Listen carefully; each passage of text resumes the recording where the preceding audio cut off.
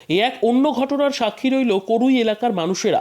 হিন্দুদের শিব ঠাকুর পুকুর থেকে উদ্ধার হওয়ার পর রাখা ছিল মুসলমান সম্প্রদায়ের মানুষের বাড়িতে। সেই শিবলিঙ্গ দিয়ে দিল হিন্দু ধর্মের মানুষদেরকে।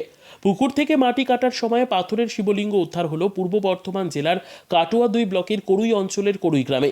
সেটি নিয়ে হইচই পড়ে যায় এলাকার মানুষদের মধ্যে। উদ্ধার হওয়া শিবলিঙ্গটি গ্রামের এক মুসলমান সম্প্রদায়ের মানুষের বাড়ির গাছতলায় রাখা ছিল। মুসলমান সম্প্রদায়ের মানুষেরা করুই গ্রামের হিন্দু এক যুবক রাজা মাঝির হাতে তুলে দেয় শিবলিঙ্গটি।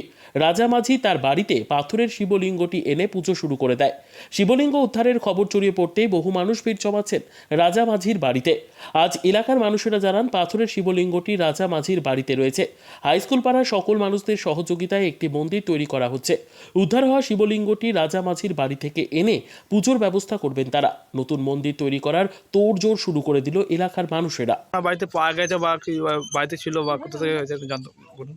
আমাদের বাড়ির সামনে একটা বড় পুকুর আছে, যে পুকুরে মাটি লিচে জিসিবি দিয়ে কাটাইছে, দিয়ে একটা জমি বুঝিয়েছে খামার করু বলে, যে খামারে মাটি এখানে জিসিবিতে ফেলছে, পুকুরি ফেলছে, একটা ফেলছে আর মাটি চড়াইছে, দিয়ে সেই মাটিতে পেয়েছে একটা।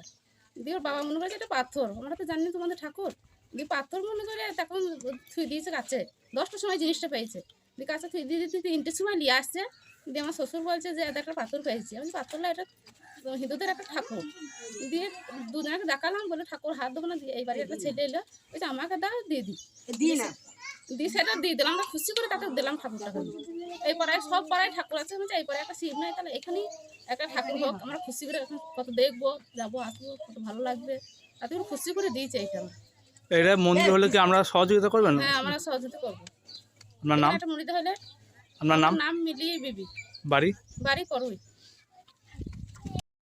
জানতে কি ঘটেছে বা কি ঘটনা হচ্ছে যে কালকে এটি তো জানা গেল যে এরকম পাওয়া গেছে, এই শীতের পুকুরে খনন কার্য করতে গেলে পাওয়া গেছে। তো তারপর এরা হস্তান্তর হয়। তো এনাদের সবারই একটা খুশির ব্যাপার। আমিও শুনলাম, বাইরে ছিলাম, তারপর দেখলাম শিবলিঙ্গ রাখছে দেখতে। অবশ্যই শিবলিঙ্গই মনে হচ্ছে 90%, যেটা দেখেই মনে হচ্ছে পুরো। এবং এটা যতটা মনে হচ্ছে বেলে পাথরের তৈরি, যতটা আপাতদৃষ্টিতে মনে হচ্ছে। তো এটা একটা ভালো খবর, আমাদের গ্রামে এটা পাওয়া গেছে এবং আমাদের এই মাঠের ধারে এটি খনন কার্যের মাধ্যমে পাওয়া গেছে। তো এনাদের যা দেখতে এসে যে ওনারা বলতে চাইছেন যে ওনারা এখানেই পরিচিত করবেন এবং ওনারা একমত যে হ্যাঁ আমরা এখানে পরিচিত করতে চাই।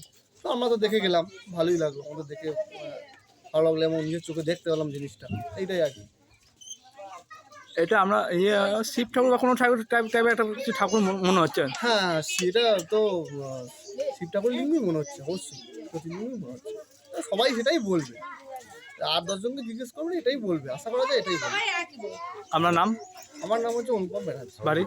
বাড়ি আমার এখানেই বাড়ি।